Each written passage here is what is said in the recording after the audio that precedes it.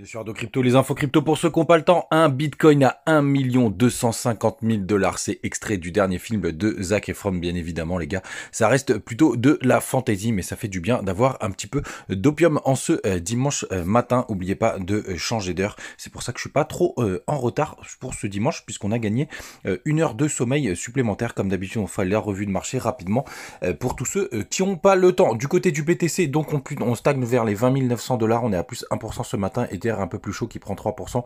On est à 1635 dollars. BNB qui monte tout doucement, lentement mais sûrement, qui touche les 312 dollars. Je vous cache pas que je suis un peu dégoûté puisque je devais racheter 20 BNB et j'ai pas eu le temps, en tout cas, je l'ai pas fait et j'aurais dû. On est à plus 3,3%, mais je vais vous donner ce que je pense pour la suite. On a CryptoClébar, le Dodge qui fait plus 49,6%, plus 50%. Il a touché les 0,15.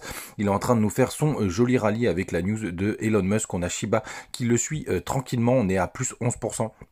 C'est plutôt pas mal, mais c'est pas les performances du Clébar. Et c'est vrai que ça nous fait quand même ce crypto Clébar qui fait des poussées comme ça. C'est vrai que ça me fait de la nostalgie avec le bull run qu'on a connu en 2021 où ça partait dans tous les sens dès que Elon Musk tweetait ou bougeait un cil. Donc c'est assez sympathique de revivre ces petites sensations. On a Uni qui pousse 6,3%. On a aussi une belle perf du côté de Link. Je crois qu'ils ont fait une belle levée de fonds là récemment. Ils freinent plus 9%. Bref, c'est assez vert ce matin, les gars. Quand on va du côté du daily, hier on me demandait de donner des targets. La première target, elle était surtout en haut du nuage, puisque souvent quand on traverse le nuage, on va le chercher. D'ailleurs, il y avait un magnifique pullback ici à prendre sur le bas du nuage. Et donc la première target, il y a un petit plat qui est juste ici, c'est d'ici aujourd'hui et demain, qui est au 21 300 dollars. Le haut du nuage est à 21 676 dollars. Donc ça c'est plutôt intéressant, et pour l'instant je vous montrerai derrière. Je pense que ça peut continuer de pousser, mais rentrer maintenant c'est un peu moins intéressant, puisque vous voyez on est sous résistance. Là je suis passé en weekly,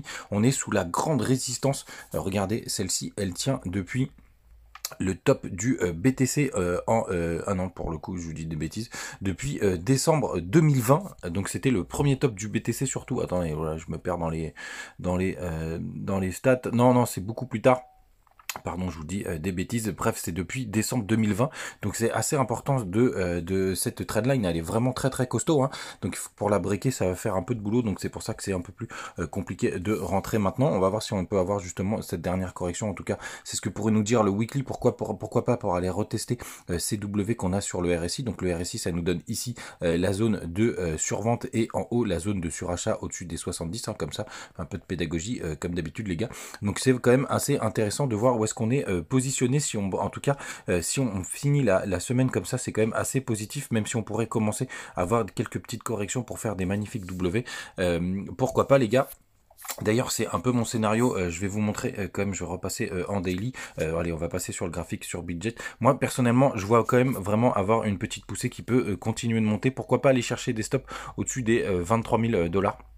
Pour ceux qui ont fait un petit swing haussier, ça peut être pas mal. Mais je pense que derrière, on aura l'ultime correction, la dernière correction. D'ailleurs, les héliotistes, ça devrait être la vague 5 d'un plus petit mouvement. Donc ce serait vraiment l'ultime correction. Après, il faudra voir où est-ce que sont les targets. Mais je pense qu'on pourra aller justement chercher ces petits stops là-haut. D'ailleurs, n'hésitez pas à nous rejoindre sur Bitget si jamais vous voulez trader. Et vous avez tous les bonus et les liens en description. Et pourquoi je pense que ça peut continuer à monter, puisque pour l'instant, on a pas mal de gens qui continuent de shorter le marché. Donc ça veut dire qu'ils parient à la baisse. Et plus il y a de gens qui parient à la baisse, plus ça alimente une hausse. Je rentrerai pas dans les détails ici, mais sachez-le. Et pour le coup, on a 57% de personnes qui sont en short. Et surtout, ici, vous avez le CVD spot. Et le CVD spot, en fait, ça vous donne la puissance d'achat sur le spot.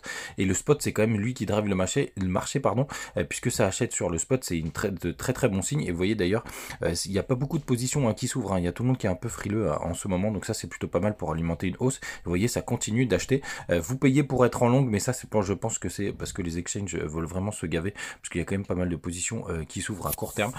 Bref, c'est plutôt intéressant, et ça donnerait plutôt une continuation de la hausse. Pour autant, les gars, le gap CME a clôturé à 20 500 $, donc on pourra avoir une petite correction dans les prochaines 48 heures pour pouvoir combler le gap. C'est-à-dire, en gros, les gaps CME, c'est que vous avez les CME futurs, ils sont tradés du lundi au vendredi, et justement quand on dépasse le week-end, très souvent on va combler le gap, ce qu'on appelle combler le gap, donc chercher le niveau qu'on avait de clôture de vendredi. Il est à 20 500 $, donc ça a été assez intéressant. Ça pourrait faire un joli pullback. Du côté de l'inflation, on est toujours à 7,59. Du côté de Trufflation, je continue de faire ma petite analyse, ma petite poussée, donc c'est plutôt pas mal. Je vous partagerai ça quand ce sera fini. N'hésitez pas à nous rejoindre sur notre petit groupe Telegram, ça traite pas mal en ce moment, hein. Tout le monde est un peu chaud, je crois que ça fait pas mal de profit, et je vous laisse sur ce magnifique extrait. Ouvrez bien vos oreilles parce que c'est en tout petit de notre ami Zac Efron dans son dernier film Gold, qui parle avec la radio derrière en fond, qui parle d'un bitcoin à 1,2 500 000 $. Voilà, le dernier petit coup d'opium pour passer un bon dimanche, les gars. N'hésitez pas à nous rejoindre sur BitGet, il y a la compétition qui va bientôt arriver. On va pouvoir trader tous ensemble en équipe. Ça va être plutôt cool, ça va être plutôt sympathique. J'ai créé un groupe juste pour ça, mais pour le coup, d'abord, il faut que vous soyez inscrits. Passez un très bon dimanche, les gars. On se retrouve demain comme d'habitude. Salut.